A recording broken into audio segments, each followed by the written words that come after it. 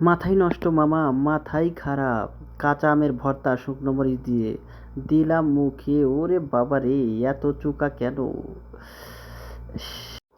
আসলে বিদেশের মাটিতে ৬টা বছর ধরে আছি সবাই, কখনো এইভাবে কাঁচা আম খাওয়া হয় না। তো দেশ থেকে এক ভাগিনা আসছে, সে আমাদের জন্য কাঁচা আম নিয়ে আসছে। তো ৪টা শুকনো মরিচ পুড়িয়ে লবণ দিয়ে বেটে সেই সাথে আমরা আমটাকে সুন্দরভাবে মাখিয়ে নিলাম।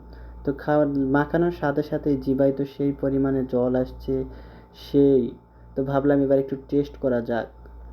তো টেস্ট করলাম, ওয়াও! পুরাই মাখন মামা।